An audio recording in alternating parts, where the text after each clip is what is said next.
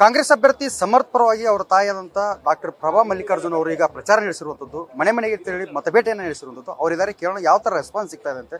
Madam, ಮನೆ ಮನೆಗೆ ಭೇಟಿ ಕೊಡ್ತಾ ಇದ್ದೀರಾ, ಯಾವ ಥರ ರೆಸ್ಪಾನ್ಸ್ ಕೊಡ್ತಾ ಇದ್ದಾರೆ ಜನರು? ಚೆನ್ನಾಗಿದೆ. ಇಲ್ಲಿ ಎಲ್ಲ ನಮ್ಮ ಹಿರಿಯ ಮುಖಂಡರು, ಆಮೇಲೆ ಸ್ಥಳೀಯ ನಾಯಕರು, ಆಮೇಲೆ ಎಲ್ಲ ಗ್ರಾಮ ಪಂಚಾಯತ್ ಮೆಂಬರ್ಸು, ಯುವಕರು ಬರ್ತಾ ಇದ್ದಾರೆ, ಮಹಿಳೆಯರು, ಬಿಸಿಲನ್ನೋ ಹಾಗಿಲ್ಲ, ಎಲ್ಲರೂ ಕೂಡ ಬಂದು ಇವತ್ತು ಅಪ್ಪಾಜಿಯವರ ಮೊಮ್ಮಗ ನಿಂತಿದ್ದಾನೆ, 6 ವರ್ಷ ಅವ್ರನ್ನ ಗೆಲ್ಸಿದ್ದೀವಿ. ಸೊ ಈ ಬಾರಿ ಯಾವುದೇ ಕಾರಣಕ್ಕೂ ಬೈ ಎಲೆಕ್ಷನಲ್ಲಿ ಕಾಂಗ್ರೆಸ್ ಪಕ್ಷನೇ ಗೆಲ್ಲಬೇಕು ಅಂತ ಚೆನ್ನಾಗಿ ಓಡಾಡ್ತಾ ಇದ್ದಾರೆ. ಇಲ್ಲಿ ನಾನು ಈಗ ತಾನೇ ಕೈದಾಳಲ್ಲಿ ಶುರು ಮಾಡಿರೋದು ಪ್ರಚಾರ.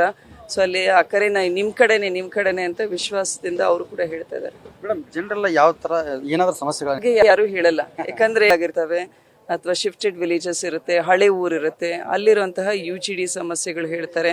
ಅಲ್ಲಿ 6 ಕ್ರಾಸ್ ರೋಡ್ಸ್ ಇದ್ರೆ 4ರಲ್ಲಾಗಿದೆ, ಬಿಕಾಸ್ ಫಂಡ್ಸ್ ಅಷ್ಟು ಬಂದಿದೆ, ಇನ್ನು 2 ಮಾಡಬೇಕು. ಸೊ ಮುಂದುವರೆದ ಕಾಮಗಾರಿ ಬಗ್ಗೆ ಕೇಳ್ತಾ ಇದ್ದಾರೆ. ಆಮೇಲೆ ಕೆಲವರು ಮನೆಗಳ ಬಗ್ಗೆ ಕೇಳ್ತಾರೆ. ಸೊ ಮನೆ ಕೂಡ ಸರ್ಕಾರದಿಂದ ಒಂದು ಲಿಮಿಟ್ನಲ್ಲಿ ಬರುತ್ತೆ, ಆಮೇಲೆ ಒಂದು ಬಡ್ಜೆಟ್ ಹಾಕಿರ್ತಾರೆ ಅವರು, ಅದ್ರ ಮೇಲೆ ನೀವು ದುಡ್ಡು ಹಾಕೊಂಡು ಮಾಡಬೇಕು ಅಂತ ಇರುತ್ತೆ.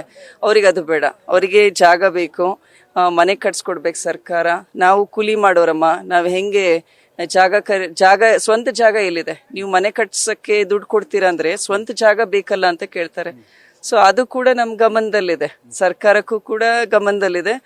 ಯಾವ ರೀತಿ ಮುಂದಿನ ದಿನ ಮಾಡೋಕ್ಕಾಗುತ್ತೆ ಅಂತ ನೋಡೋಣ. ಮೇಡಮ್, ಸಮರ್ಥ್ ಅವರು ಯುವಕರು ಇನ್ನೂ ಕೂಡ ಆಲ್ರೆಡಿ ಒಂದು 6-7 ತಿಂಗಳಿಂದ ಆ ಕ್ಷೇತ್ರದಲ್ಲಿ ಸಮಸ್ಯೆಗಳನ್ನ ಆಲಿಸಿದ್ದಾರೆ. ನಿಮ್ಮ ಮುಂದೆ ಏನಾದರೂ ಈ ಥರ ಮಾಡಬೇಕು, ಕ್ಷೇತ್ರನ ಈ ಥರ ಮಾಡಬೇಕು, ಗೆದ್ದು ಬಂದಮೇಲೆ ಇಂಥ ಯೋಜನೆಗಳನ್ನ ತರಬೇಕಂತ ಏನಾದರೂ ಹಂಚ್ಕೊಂಡಿದ್ದಾರೆ?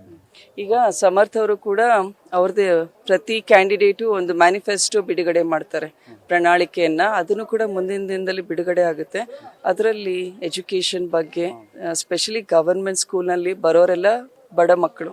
ಸೊ ಇಂತಹ ಬಡ ಮಕ್ಕಳಿಗೆ ಗುಣಮಟ್ಟದ ಶಿಕ್ಷಣ ಕೊಡಬೇಕಾಗಿದೆ, because education is a priority. ಇದ್ರ ಜೊತೆಗೆ ಒಳ್ಳೆಯ ಆರೋಗ್ಯ, PHCಗಳಿದ್ದಾವೆ, ಆದರೆ ಅಲ್ಲಿ ಇನ್ಫ್ರಾಸ್ಟ್ರಕ್ಚರು ಸ್ವಲ್ಪ ಮಟ್ಟಿಗಿದೆ, ಕೊರತೆ ಇರೋದು ಡಾಕ್ಟರ್ಸ್ನ.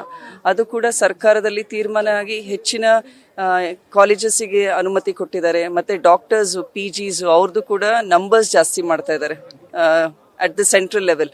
ಸೊ ಆದ್ದರಿಂದ ಒಂದು medical service, the entire health ಸೆಕ್ಟರ್ಗೆ, ನರ್ಸಿಂಗ್ ಕೇರ್ ಇರ್ಬೋದು, ಡಾಕ್ಟರ್ಸ್ ಇರ್ಬೋದು, ಆಮೇಲೆ ಲ್ಯಾಬ್ ಟೆಕ್ನಿಷಿಯನ್ಸ್ ಇರ್ಬೋದು, ಇವ್ರ ಕೊರತೆ ಯಾವ ರೀತಿ ನಾವು ನಿಭಾಯಿಸ್ಬೋದು ಅನ್ನೋದನ್ನ ಕೂಡ ಯೋಚನೆ ಮಾಡ್ತಾ ಇದ್ದಾರೆ. ಬಿಕಾಸ್ ನನ್ನ ಜೊತೆ ಕೂಡ ಹೆಲ್ತ್ ಕ್ಯಾಂಪ್ಸ್ ಮಾಡುವಾಗ, ಆಮೇಲೆ ದಕ್ಷಿಣ ಕ್ಷೇತ್ರದಲ್ಲಿ ಹೋದಾಗ ಅಲ್ಲಿ ಹೆಲ್ತ್ ಬಗ್ಗೆ ವಿಮೆನ್ ಅಂಡ್ ಚೈಲ್ಡ್ ಹಾಸ್ಪಿಟಲ್ ಇದೆ, ಬಟ್ ಎಮರ್ಜೆನ್ಸಿ ಬಂತು ಅಂದರೆ ನಮಗೆ ಇನ್ನೂ ಬೆಟರ್ ಸರ್ವಿಸಸ್ ಬೇಕು ಅಂತ ಕೇಳ್ತಾ ಇದ್ದಾರೆ. ಸೊ ಅಲ್ಲಿ SSK ಟ್ರಸ್ಟಿಂದ ನಾವು ಈಗಾಗಲೇ ಫ್ರೀ ಡಯಾಲಿಸಿಸ್ಸು ಮತ್ತು OPD IPD ಸರ್ವಿಸಸ್ ಕೂಡ ಸ್ಟಾರ್ಟ್ ಮಾಡಿದ್ದೀವಿ.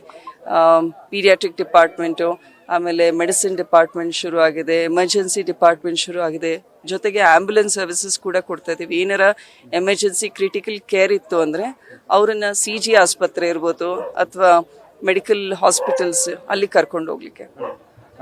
ನಿಮ್ಮ ಮಾವನವರ ಭದ್ರಕೋಟೆ ಮೇಡಮ್, ದಕ್ಷಿಣ ವಿಧಾನಸಭಾ ಕ್ಷೇತ್ರ ಅಂದರೆ ಶಿವಶಂಕರಪ್ಪನವರ ಭದ್ರಕೋಟೆ. ಆ ಭದ್ರಕೋಟೆ ಸಮರ್ಥ್ ಅವರಿಗೆ ಒಲಿಯುತ್ತಾ ಅಂತ? ಅಲ್ಲ, ಇದು ಯಾವ ಥರ ಪ್ರಶ್ನೆ ಅನ್ಸುತ್ತೆ ನನಗೆ, ಯಾಕಂದರೆ 6 ಬಾರಿ ಗೆಲ್ಸಿದ್ದಾರೆ ನಮ್ಮ ಜನ, ಹೌದ್ರಾ? ಸೊ ಅದು ವಿಶ್ವಾಸ, ಬಾಂಧವ್ಯ, ನಮ್ಮೋರು ಅಂತ ಒಂದು ದೊಡ್ಡ ನಿಟ್ಟಿನಲ್ಲಿ ಬಿಸಿಲು ಅನ್ನಂಗಿಲ್ಲ. ಎಲ್ಲ ಹಿರಿಯರು ಓಡಾಡ್ತಾ ಇದ್ದಾರೆ ಇಲ್ಲಿ, ಹೌದ್ರಾ? ನಮಗೆ ಇನ್ನ ಬಿಸಿಲು ಅನ್ಸ್ಬೋದು, ಬಟ್ ಯಾರಿಗೂ ಕೂಡ ಇಲ್ಲಿ ಬಿಸಿಲು ಏರ್ತಾ ಇಲ್ಲ, ಚುನಾವಣೆ ಕಾವು ಏರ್ತಾ ಇದೆ. ಈ ಬಾರಿ ಯಾವುದೇ ಕಾರಣಕ್ಕೂ ಬಿಟ್ಕೊಡ್ಬೇಡ್ದು.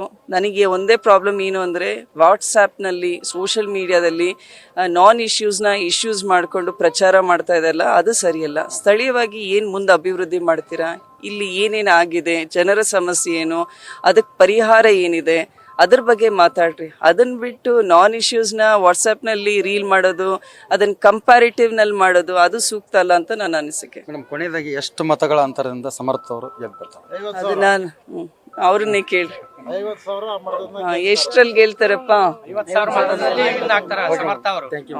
ಇಷ್ಟು ಏನಂತಂದ್ರೆ ಡಾಕ್ಟರ್ ಪ್ರಭಾ ಅವರ ಮಾತು. ಕ್ಯಾಮರಾಮನ್ ಲೋಕೇಶ್ ಜೊತೆ ಶಿವಮೊಗ್ಗ, ದಾವಣಗೆರೆ.